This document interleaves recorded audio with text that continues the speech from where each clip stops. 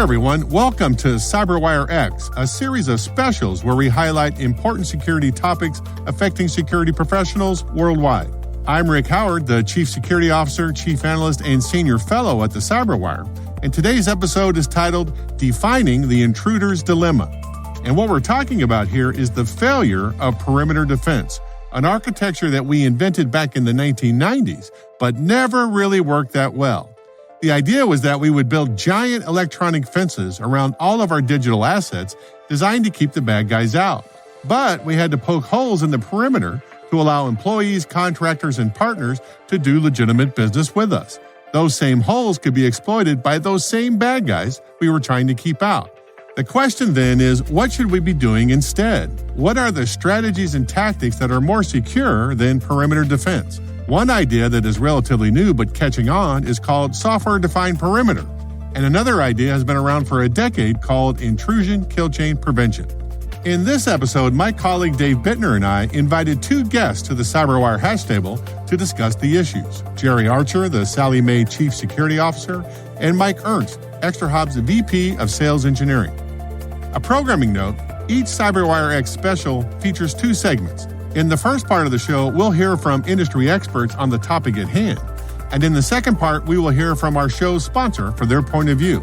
And since I brought it up, here's a word from today's sponsor, ExtraHop.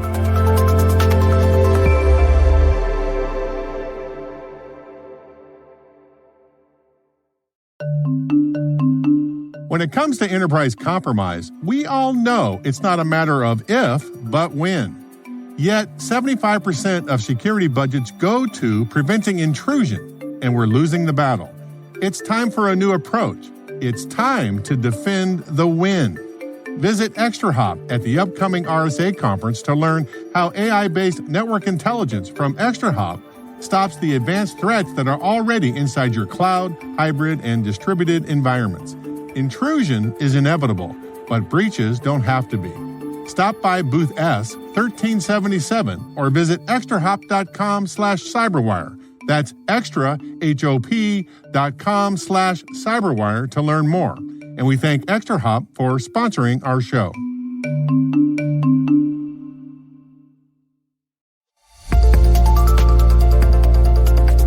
I'm joined by Jerry Archer, the Chief Security Officer at Sallie Mae. He's also the founder of the Security Advisor Alliance, a nonprofit group of CISOs focused on finding and encouraging the next generation of cybersecurity talent. And you've been coming to the CyberWire hash table since we started the conversation some 2 years ago. So, Jerry, thanks for coming back to the show. Wow, I'm getting to be an old hat, huh? Yeah, when your bio is longer than the show, you've been around for too long, I think. Time to retire, Rick. So in a survey done by the Cloud Security Alliance back in 2020, only a quarter of the respondents even had heard about software-defined perimeter. And I know I didn't learn about it until I interviewed you last May for my own podcast, CSO Perspectives, when we were talking about identity management. So for our audience members who are not familiar, can you take a swing at defining what software-defined perimeter is? Software-defined perimeter essentially sets up what amounts to a software perimeter around your entire environment. And what that means is that you need to be pre-authenticated in order for the environment to recognize you. So basically, the only thing that's exposed to the internet, if you will, is a single controller port that you have to present your credentials to. If your credentials are accepted by the controller, then the controller will notify the environment of what you have access to and allow you to come inside. Other than that, the inside, if you will not even acknowledge that it exists. So you can't even ping it. It won't even respond to a ping.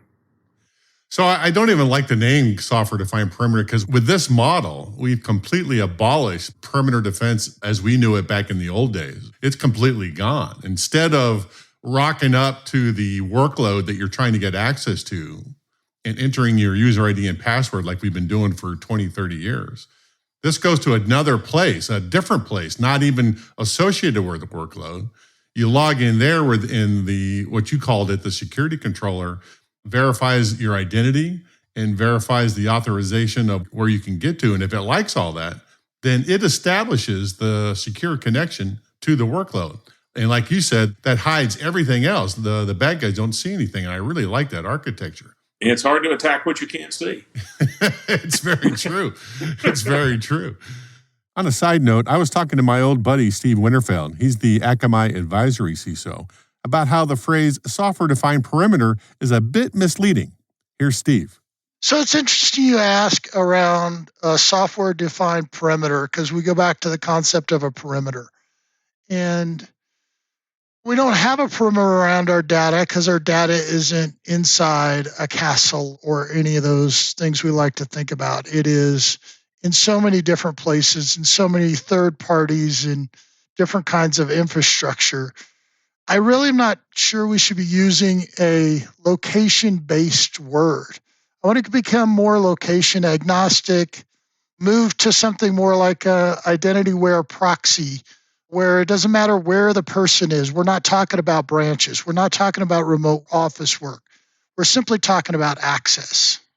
And Gartner places software-defined perimeter on their 2020 cloud security HARP chart about halfway down the trough of disillusionment and gave it about 2 to 5 years before it's ready for prime time. And when I talk to security leaders about these new ideas that come down the pipe, most are thinking about how to deploy them, and some even have pilot projects. But you, shall we say, were an early adopter at Sallie Mae. You have it fully deployed and have had it fully deployed for years. So can you walk us through that process and how you came to decide that was the way to go? When we first started at Sallie Mae to move to the cloud, one of our guiding principles was to try and not use rocket science technology. We wanted to use standard sorts of things that could be employed, for sake of argument here, to create a rocket science solution without the rocket science technology, because that's hard to maintain. The software-defined perimeter had been around for quite some time. It had been pioneered in the intelligence community as a way of mining open source data with anonymity.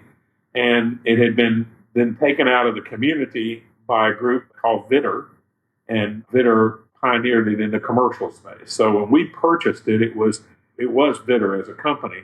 And then it moved over to Verizon, and strangely enough, now Verizon is going to discontinue it. So now there's more companies out there than Vitter who are now offering essentially the software-defined perimeter in various products that they now have. I mean, we were very surprised when Verizon decided to eliminate it. I guess Verizon eliminated products from its security portfolio and went primarily to services. So I did not know that. That's really interesting.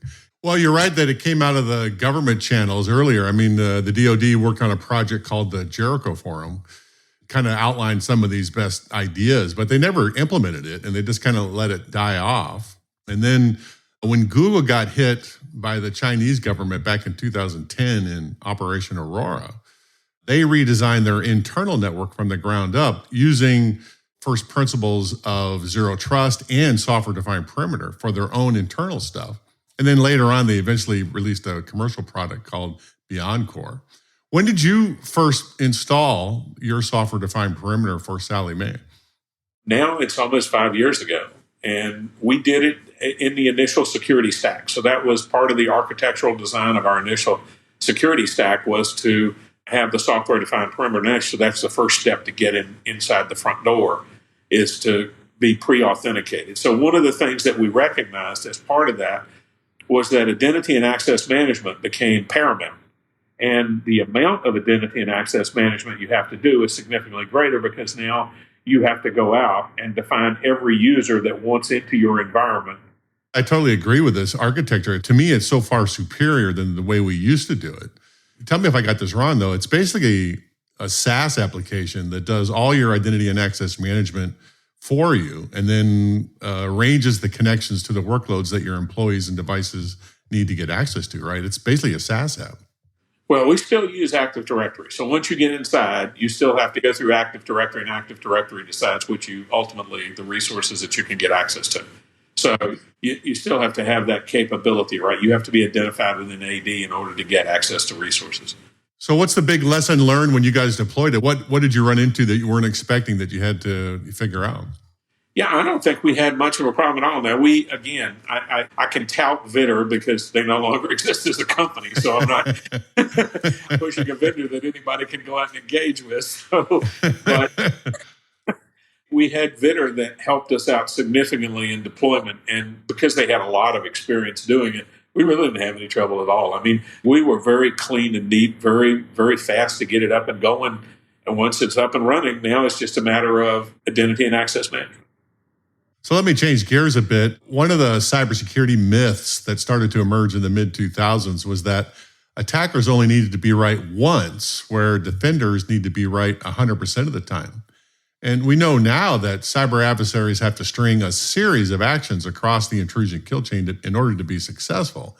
That if we can break a link anywhere in that attack chain, we can defeat the entire attack campaign. In fact, we've completely reversed that old myth. The attacker has to be 100% successful across his attack sequence. We only have to be successful once in defeating him. So, Jerry, I know you guys subscribe to the intrusion kill chain strategy at Sallie Mae. Are you guys a big user of the MITRE ATT&CK framework to get your intelligence, or do you get your intelligence about attack sequences from other intelligence sources, or is it kind of a mix? It's a mix. I mean, MITRE's attack kill chain is there very much. A lot of the stuff we use is software as a service model, so we use a lot of tools or services that have their own kill chain models that we use. But I would say one of the primary kill chains is also the MITRE ATT&CK model. On another side note, I asked Steve Winterfeld about how easy it is to use the MITRE ATT&CK framework. I really love the fact that you can walk all the way through the process. So if you go out to a CISA or FBI alert and you go down into the reference material, you'll see MITRE ATT&CK APT link. And if you follow that link, it goes over to the MITRE page on APT 41. And then if you click on the attack navigator layers, it just pulls you right into that attack framework and highlights which ones. If you're looking at initial access, it tells you the 2 they're using. If you look at execution, it tells you the 5 different capabilities they're using. And it's just so easy then to turn to your red team or your pen test team and say, we think this group is going to attack us.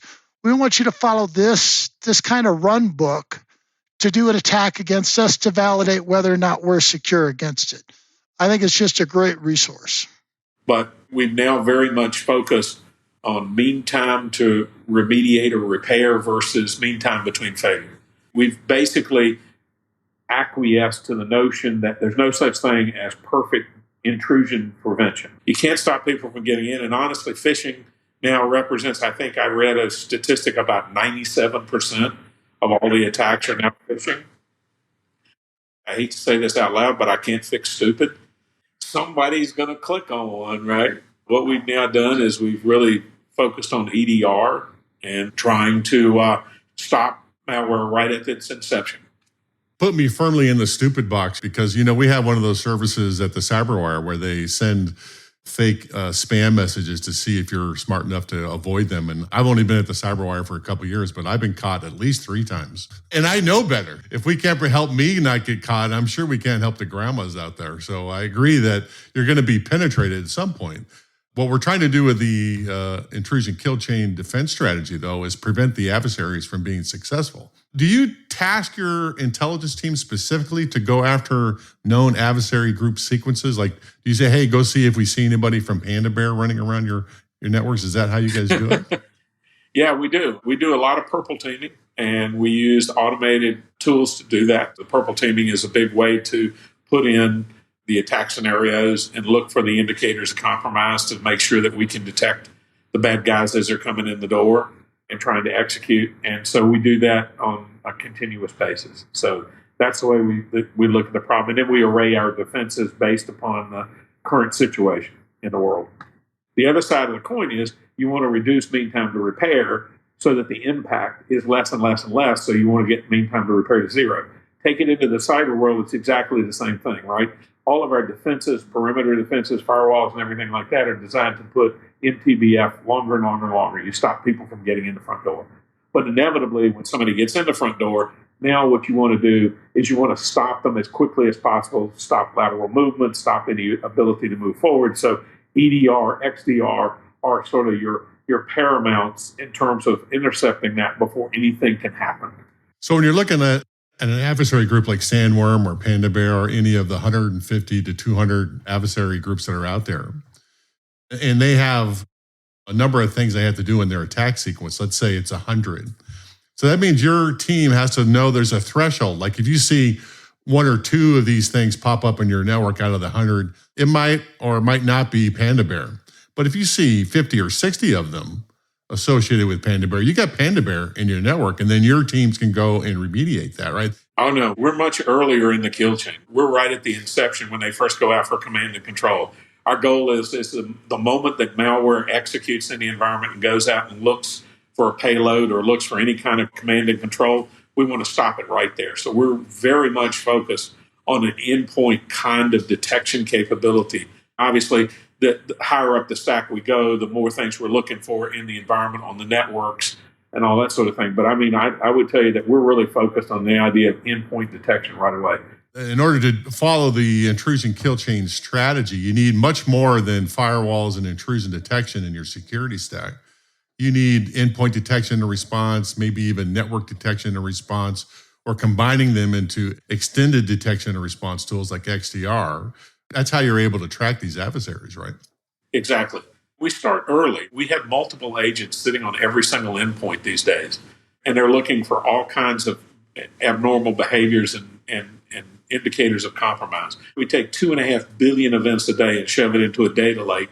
That's our XDR data lake. So we're looking for any indicators of compromise across the entire enterprise. So Jerry, as always, you're well ahead of most of the security practitioners that I get to talk to on this show, especially in terms of software-defined perimeter and the intrusion kill chain prevention strategy. Any last words about lessons learned that you figured out while you were doing this for the past 14 years that you could pass on to our listeners? We started our cloud journey 5 years ago, and I would tell you that the biggest single thing that one can do is nibble your way to success. People who sit down and define mega projects almost always fail. When we started, we put out a cloud environment that did almost nothing, but it demonstrated we could go to the cloud. And we added a little bit more and a little bit more and a little bit more. And that's how we got to where we are. So take small bites. Don't try to boil the ocean is what you're saying. Take small bites, demonstrate success, and keep moving forward. Good stuff, Jerry. Unfortunately, we're going to have to leave it there. That's Jerry Archer, the Chief Security Officer at Sallie Mae. Jerry, thanks for coming on the show. Anytime, Rick. Thanks a lot.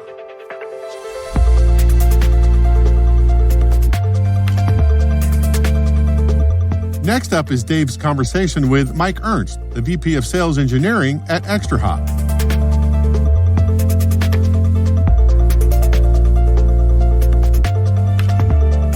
So today we are talking about this notion of the intruder's dilemma. Let's start off with some high-level stuff here. Can you give us a little bit of the lay of the land, like where, in your estimation, we find ourselves when it comes to this sort of thing?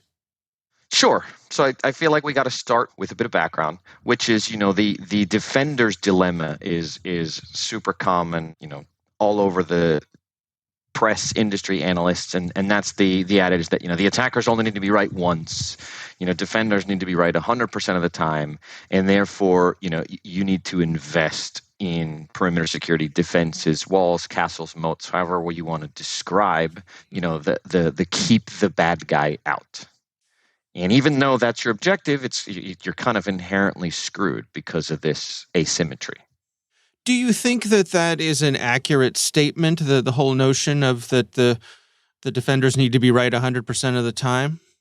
Yes, well, with the caveat, if your goal is to prevent any aspect of your environment from ever being compromised, yes, if that's the objective is we must prevent all compromises, then you do face this asymmetry, and you do have to invest an inordinate amount of money, time, and resources into preventing that compromise. Well, let's flip it on its head then. I mean, we're talking about the potential for there to be an intruder's dilemma as well. Can you walk us through that idea? Sure. So this is the post-compromise reality, right? Like we're taking the perspective that someone is going to get in somewhere, somehow. Someone clicked a link they shouldn't. They opened an email they shouldn't. They plugged in a USB drive that they shouldn't. Something is going to happen somewhere where somebody's going to slip through your defenses, and then you have an intruder. That's the starting point for the intruder's dilemma. So the intruder has made their way in, and now they have some decisions ahead of them. How does that usually play out? So what does the intruder do? So he's got your laptop or my laptop or a phone, whatever resource he's obtained access to. That's his foothold, his toehold. He's got one. Everybody starts with one, right? You got in somewhere. So the first thing you need to do is you need to do reconnaissance of some sort. What else is around here? What's adjacent to me? What other systems, devices? What's out there? You're going to do some form of scanning, reconnaissance. Network reconnaissance is usually the most common step. Practitioners are going to be familiar with Nmap. That's probably the scanning tool of choice for blue teams and red teams alike. So you'll, from your beachhead, survey the environment, get a lay for the land, and then plan your next step. And how do they go about doing that while also keeping their head down and not drawing attention to themselves? I mean, in the end, you still need to scan the environment over the network. There's no avoiding that. But you could be a bit more crafty or stealthy. You could do it very slowly, very carefully. You can run an Nmap scan slow enough that it's almost impossible to detect the scanning activity. Let's say I'm only going to look at one IP an hour. Well, that might take you months, so unlikely. But there's various knobs and dials that you have to kind of control how obvious is your scanning activity. And so once you have established what's going on around you, you've kind of mapped out that environment, what's the next step? Well, the odds are almost certain that you want to gain access to more machines. It's very unlikely that the first footprint that you got a hold of is your end game and has all whether you're looking for data, whether you're looking to do ransomware, whether you're just looking to be destructive. It's highly unlikely that first entry point has everything you need. So you need to move laterally, which means moving to another machine, different area, maybe get to a server, maybe get to a device that is more stealthy, like a printer, or there's all sorts of smart devices out there. Maybe there's some older network security devices that you can get. I mean, usually people think the hardest thing is to get in, and that's why we spend so much money to keep people out. But then once you're in, there's not as much defensive capability to prevent this lateral movement. Is it fair to say that with each bit of movement, with each bit of activity, that the intruder has provided the defenders with an opportunity for detection? Well, that's the intruder's dilemma that we want to get to, which is each of these steps that you're going through from initial access to end game success, the attacker needs to be right 100% of the time. So you've kind of flipped the dilemma on its head. Now it's the defender just needs to see one of those things. So let's say they didn't see your reconnaissance, they didn't see your lateral movement, they didn't see you establish persistence, but they did see you try to exfiltrate data. Like, that's it. You lost. Assuming they can then go back and piece together the threads and see what else you did. But now the burden is on the intruder to not get caught. So is part of the notion that perhaps we're paying too much attention to the perimeter defenses? I would say yes, because while it's not something you can ignore, because the more effective defenses you have, there's different layers. There's people out there that are running scripts all the time. There's the not serious actor, there's the cyber criminal, and then there's the advanced nation state threat. So you need a perimeter because you need to make it harder for an intruder to get in. But I don't think enough thought or investment goes into what happens if I was compromised? Like, what do I do next? And what tooling and capabilities do I have to prevent that initial intrusion from becoming, a complete breach. So what are your recommendations in terms of the types of things that are available to folks to be able to monitor inside the proverbial castle walls, to have as many opportunities as possible for detection, but at the same time, not providing too much friction for the users who are inside? Well, thanks for that softball setup there. I mean, we're kind of biased in this sense, but we think the network is the perfect resource to pick up these post-compromise activities because it is everywhere. It is passive. It is convenient to monitor, and it does provide you the opportunity to detect all of these post-compromise activities. The reconnaissance we talked about uses the network. Making your next move laterally uses the network. If you need to establish persistence, some kind of beaconing, command and control, uses the network. Moving data around the environment uses the network. Trying to get into the Active Directory or some of the data key systems. It all uses the network. Like literally every step of an intruder's post-compromise playbook.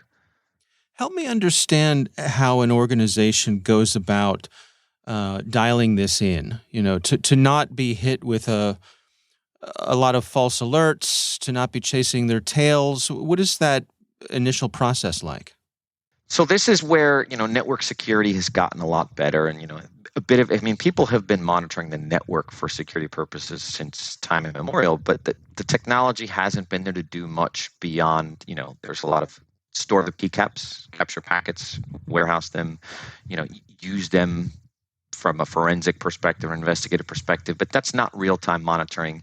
And it's been hard, then we've got NGFWs out there, which have better data and better visibility into what's going on, but it's still just scratching the surface at how much intelligence you can actually get off the network. And this is where, network detection and response comes into play.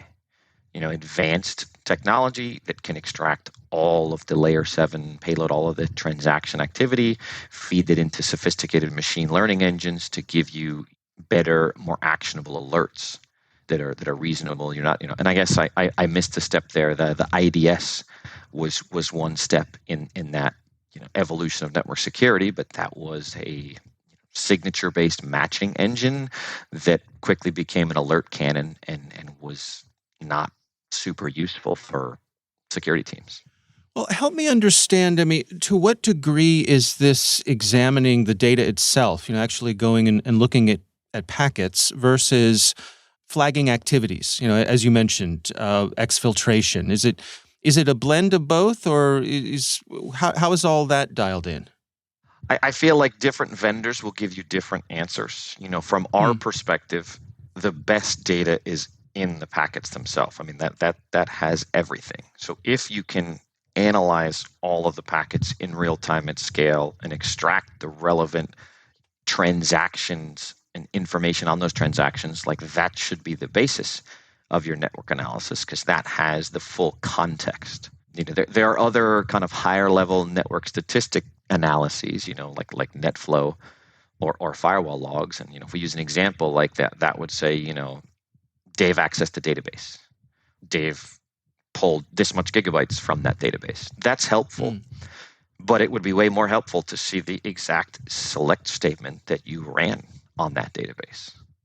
That tells us exactly what you did. And there's a lot of other activity that has been hard to see because it's encrypted and it's not accessible outside of the network. Things like MSRPC calls, Kerberos and LDAP traffic. So we can see. MSRPC is basically everything you can do remotely to a Windows machine.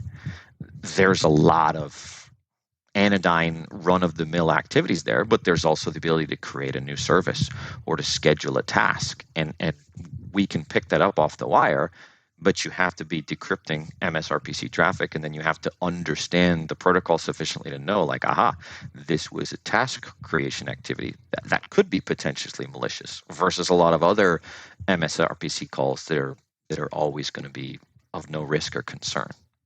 That's new. So how do folks best start down this path? If this is something I'm interested to know if this is a good fit for my organization, what's the best way to start? regardless of where you want to go in the NDR space, you have to understand, to do NDR, you need network packets, and you need to find key choke points in your environment, either in the data center or the cloud, where you're going to be able to collect that traffic. And there's actually a whole industry, I think Gartner calls them the network packet broker space, dedicated to getting traffic off the network into products like ExtraHop for this kind of analysis. And you'll need to have an idea for where in your environment is optimal to obtain that traffic. Yeah. What is it usually like on the other side for folks who, after they have started down this pathway and they see it's up and running, they're starting to realize some of the benefits? What do you hear from them? We enjoy that first conversation because there's almost always something insightful or actionable that shows up almost immediately, like just once after we've been hooked up. It could be something small, something from a security hygiene perspective that they thought had been decommissioned or they thought had been fixed, but we're just reporting on what's actually taking place on the network. So it's a pretty indisputable, I think is the word. Now you got me thinking. I think indisputable source of truth. If it crossed the network and it showed up in ExtraHop, like it happened. There's no real debate on the subject, and big companies have complex environments, and frequently will leave a test system there or a system that was scheduled to be decommissioned or upgraded, and it didn't happen, and just nobody caught it until we saw on the wire that it's still there and still exhibiting something from a hygiene perspective that should have been cleaned up a long time ago. There's usually a quick win out of the gate, and then it's a wow. Think about this. This is all of the traffic in your network, up to hundreds of gigabits per second, all fed into appliance, metadata extracted, built into our model of the environment, and then the machine learning starts to kick in. It learns your environment. So gone are the old days where you had to manually configure all these alerts and tune all these knobs and thresholds. You just let it do its thing, and then it starts to tell you, hey, I saw something that this particular device or endpoint has never done. Looks suspicious. This warrants a further look. Down to some. If it's rare that we find a smoking gun, attack in progress at the moment we do it, but we find a lot of things that look like suspicious activity, unusual behaviors that customers get a kick out of investigating, even if it does turn out to be totally acceptable. Like they get a feel for how this works, and this is that post-compromise posture that we talked about, where now they're looking at things that are taking place on the inside, and should they be taking place? It's a different vantage point than the perimeter that they're used to. And that's a wrap. We'd like to thank Jerry Archer, the Chief Security Officer at Sallie Mae, and Mike Ernst, ExtraHop's VP of Sales Engineering, for joining us. CyberWire-X is a production of the CyberWire and is proudly produced in Maryland at the startup studios of DataTribe, where they are co-building the next generation of cybersecurity startups and technologies. Our senior producer is Jennifer Iben. Our executive editor is Peter Kilpie. And on behalf of my colleague Dave Bittner, I am Rick Howard. Thanks for listening.